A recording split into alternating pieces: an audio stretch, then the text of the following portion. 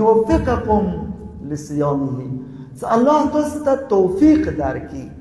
توفیق څه ته وایي؟ توفیق وفق نه د لفظ وتلی دی، موافقت، وفق، توفیق. توفیق وفق برابر، برابرول. مثلا دا کتاب سا وفق دی، یا دا رقم دی رقم سا وفق دی. دا رقم مثلا 100 روپے ما سره دی، ده که 100 روپے دی، زه افغان څه دا خپله کې وفق دی، یعنی برابر دی، موافق دی. لکه زه تاسو عقیده کې موافق یم، یعنی مو تو عقیده خپله کې برابر دی، وفق کول. اصل د لفظ دې دغه کې استعمال شوی. بیا توفیق یو کار د پاره کوم ضروری شرایط دي هغه برابرول. توجه مده یو کار کې دونه دي خو اسانه سوغه کار نه کیږي. کم این لغت کې مو ترجمه ولیدله تسهیل، زرا مجتوان لیکل تسهیل الامور، آسان کیا راوستل. یو کار د پر لکه دا اردو کې مونږ سہولت کار څه شی دی؟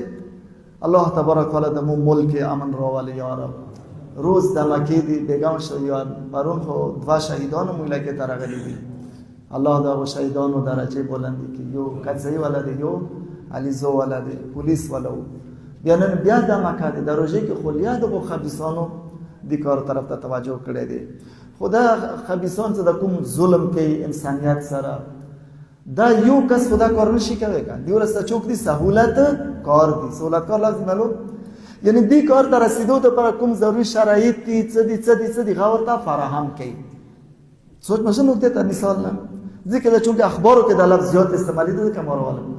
لکه یو کار کوي د پاره څه دا بدبخت د کوم خودکشي کوي، خدا خو بل دا کار نشي کوي. دی ورسته یو لخر دي څه چورته جکټ ورکا، چورته راهنمایي ورکا، چورته شپه ورکا، د ټول مجرم دي که د سہولت کار دي.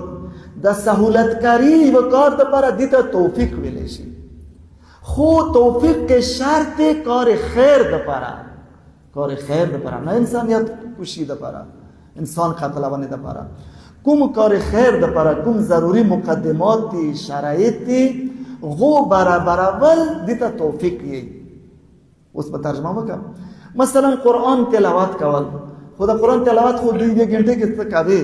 ته کور نه روان شولې، راووتلې ګاډي کې څه د ټول شرایط ته کو دي تر ورسېږي. توجه مده دا ټول مقدمات شرایط پورا کول دا الله ته پورا کوي، الله درته جوړوي. مثلا روزه ساتنه د پر